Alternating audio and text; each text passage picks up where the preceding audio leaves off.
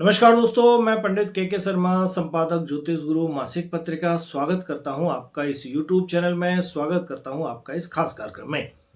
इस खास कार्यक्रम में हम आपके समक्ष समय समय पर उपस्थित होते हैं बहुत ही ज्ञानवर्धक, रोचक और जिज्ञासु विषय के साथ। आज भी हम आपके समक्ष उपस्थित हैं ऐसे ही एक जिज्ञासु विषय के साथ।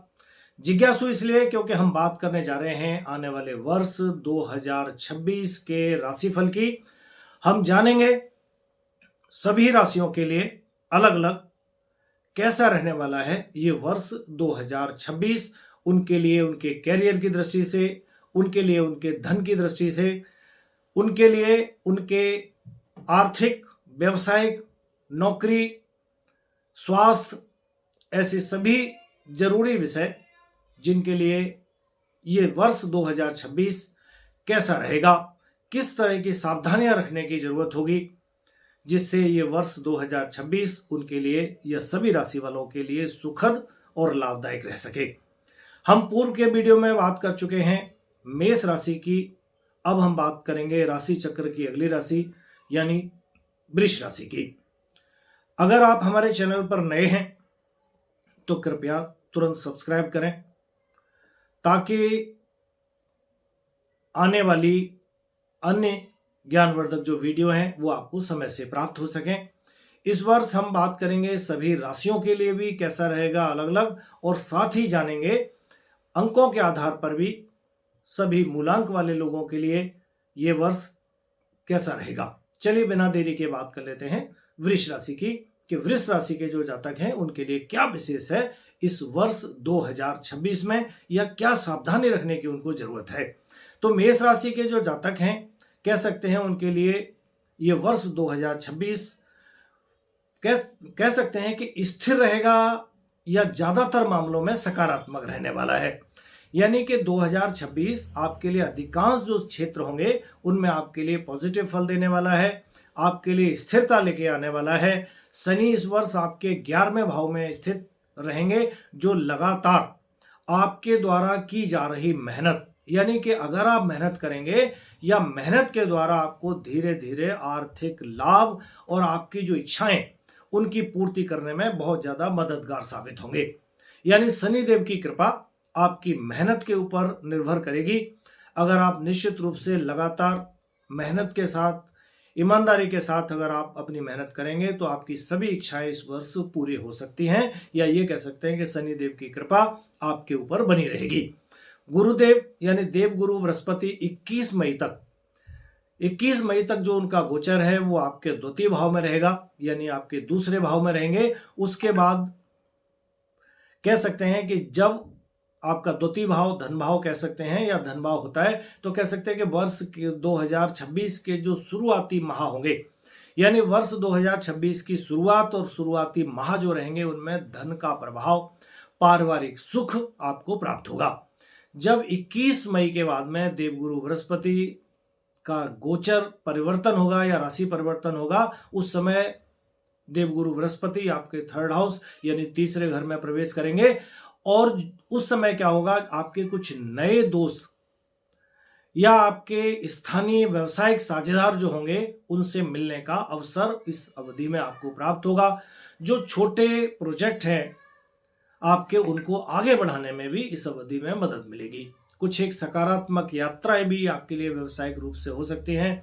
आपके कैरियर और फाइनेंस के हिसाब से भी कहें तो ये वर्ष आपके लिए ठीक रहने वाला है।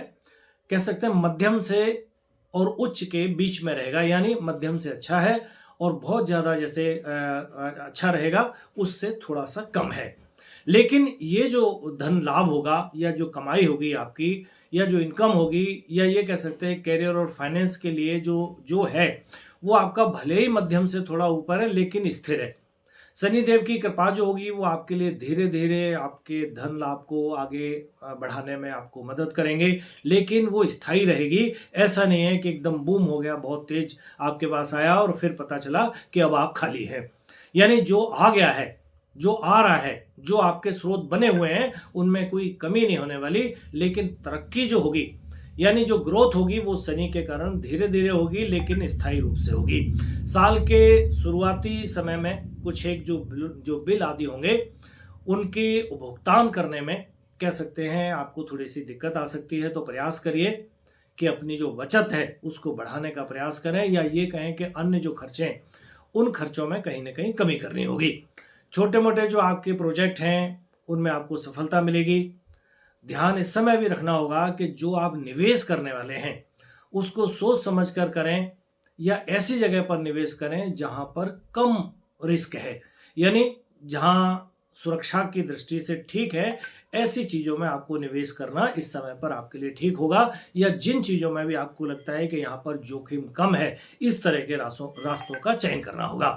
बात करें अगर हम आपके रिलेशनशिप की या लव लाइफ की, तो मई के अंत तक का जो समय होगा वो कह सकते हैं आपके घर परिवार का या आपके जो रिलेशन है उनका बहुत ही शांतिपूर्ण और भरोसेमंद रहने वाला है। यानी ये कह सकते हैं कि ये समय आपके लिए आपके संबंधों के लिहाज से भी काफी ठीक रहने वाला है, अच्छा रहने वाला है। उसके बाद कुछ नए मित्र या पड़ोसी जो बनेंगे वो आपके लिए मददगार साबित होंगे। तो कुल मिला के कह सकते हैं कि आपके लिए संबंधों के लिहाज से ये समय आपके लिए ठीक रहने वाला है। लेकिन किसी भी तरह का रिश्तों में वादा करना या किसी भी तरह के नए रिश्ते बनाना सोच समझ के बढ़ना होगा। यानी कि कह सकते हैं शनि देव की जो सलाह है वो आपके लिए किसी भी तरह की रिश्तों में जल्दबाजी करने के लिए ठीक नहीं है। यानी जल्दबाजी किसी भी रिश्ते में ना करें। किसी के साथ अगर आप रिलेशन बढ़ा रहे हैं तो सोच समझ कर बढ़ाएं, उनके बारे में जानकारी प्राप्त कर लें, थोड़ा सा धीमी गति से चलें ताकि किसी भी तरह का कोई कंफ्यूजन क्रिएट ना हो, जिससे आगे चल के रिश्तों में किसी तरह का टकराव आदि हो। स्वास्थ्य की दृष्टि से अगर हम बात करें तो ये वर्ष 2026 में स्वास्थ्य भी आपका एक तरह से स्थिर रहेगा। थोड़ा सा आंखों की देखभाल करना इस समय पे आपको जरूरी होगा। अच्छी नींद का लेना भी जरूरी होगा।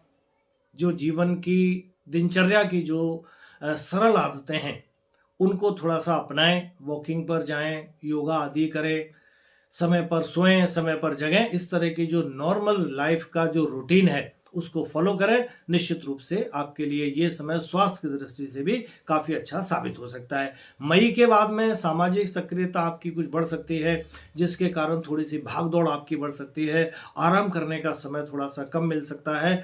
तो पूरा प्रयास करें या किसी भी तरह से इन सब चीजों के बीच में भी एक संतुलन बनाकर चलना आपके लिए हितकर होगा। भाग दौड़ भी रखें, लेकिन समय ये भी रहे कि समय पर सोने का प्रयास करें, समय पर जगने का प्रयास करें, समय पर वॉकिंग आदि भी करें, खान पान का भी ध्यान रखें। और किसी तरह की अगर कोई स्वास्थ्य संबंधित समस्या नजर आती है तो तुरंत नियमित रूप से अपना चेकअप आदि करें और एक्सपर्ट की यानी कि डॉक्टर की सलाह लें। अब हम बात कर लेते हैं आपके लिए कौन कौन से महीने जो है वो ऐसे हैं जिनमें शुभ रहने वाले हैं, लाभ देने वाले रहने वाले हैं, या ये कहें कि कौन सा समय ऐसा होगा जिस समय आपको थोड़ी सी सावधानी भी रखने की जरूरत होगी। तो कह सकते हैं वृष राशि के जो जातक हैं उनके लिए जनवरी से लेके मई तक का जो महीना है या समय है, जनवरी से मई तक का जो समय कह सकते हैं आर्थिक मजबूती देने वाला रहेगा। ये समय आपके लिए आर्थिक दृष्टि से कह सकते हैं काफी अच्छा रहने वाला है। पारिवारिक सुख संबंधों के लिए भी काफी अच्छा रहने वाला है। या ये कह सकते हैं कि किसी भी तरह के रिश्तों में भी कहीं कोई कड़वाहट है या थोड़ा सा कोई समस्या है तो उसके लिए भी, उसका पैचअप करने के लिए या उसको ठीक करने के लिए या रिश्तों को मजबूत देने के लिए ये समय आपके लिए बेहतरीन है। जून से लेके अगस्त तक का जो समय रहेगा, इस समय पर भी कह सकते हैं कि लोगों के साथ आपके संपर्क बढ़ेंगे, यानी नए नए दोस्त बन सकते हैं, नए संपर्क आपके इस समय पर बन सकते हैं। किसी भी तरह के कोई प्रोजेक्ट आदि भी आपके चल रहे हैं तो उनमें भी आपको इस समय पर लाभ मिल सकता है, उनमें सफलता प्राप्त हो सकती है। अक्टूबर का महीना कह सकते हैं कि आपके लिए स्थायी लाभ देने वाला रहेगा। पुराने संपर्कों को फिर से मजबूत करके उनसे सहयोग प्राप्त करने के लिए भी ये समय आपके लिए काफी अच्छा साबित हो सकता है। सावधान रहने वाला जो समय होगा वो ये कह सकते हैं कि निवेश आदि जो है उसको करने के लिए थोड़ा सा ध्यान रखें। किसी भी महीने में कोई भी समय आपके लिए है तो विशेष रूप से निवेश को लेके आपको सावधान करने की सलाह है। यानी निवेश करते समय एक तो ये देखें कि जहां पर जोखिम कम है वहां पर निवेश करें, और किसी तरह से अगर आपको उसके बारे में जानकारी नहीं है तो किसी एक्सपर्ट की सलाह लें। किसी तरह का कोई समझौता आदि करने जा रहे हैं, किसी तरह की कोई लिखा पढ़ी कागज की करने जा रहे हैं, तो उसको पहले अच्छे से पढ़ें, समझें और उसके बाद उस पर हस्ताक्षर करें। बाकी अपना बजट आदि भी बनाकर चलें और इमरजेंसी के लिए कुछ थोड़ी सी बचत भी बनाकर रखें। यानी जो पैसा आ रहा है उसमें से कुछ ऐसा भी फंड निकाल के रखें जिसका इमरजेंसी के समय पर, यानी कि किसी तरह की कोई समस्या आने पर उस फंड का आप इस्तेमाल कर सकते हैं। इस साल आप धीरे धीरे बचत की ओर अग्रसर हों, यानी धीरे धीरे छोटी छोटी बचत से ही आरंभ करके, यानी इस साल आप बचत भी करें और जो जोखिम वाले जो क्षेत्र हैं जहां पर निवेश आदि करना है वहां से आप बचें, और जहां से आपको निरंतर आय हो सकती है इस तरह की जगहों पर निवेश करना आपके लिए ठीक साबित होगा। और इस बार व्यवसायिक या व्यवहारिक जो मित्र हैं आपके वो भी मदद करेंगे, उनका स्वागत करें। किसी भी तरह की अगर कोई सलाह कहीं से मिलती है तो उसको बिना सोचे समझे छोड़ना आपके लिए ठीक नहीं है। यानी कहने का मतलब सभी के साथ मिलजुल कर सभी मुद्दों पर सलाह लेकर या सोच समझकर डिसीजन लेंगे तो ये वर्ष 2026 आपके लिए काफी अच्छा साबित हो सकता है। चलिए आगे बात करेंगे बची हुई अन्य राशियों की, यानी कि मिथुन राशि से लेके मीन राशि तक की। आज के लिए इतना ही, आज्ञा दीजिए, नमस्कार।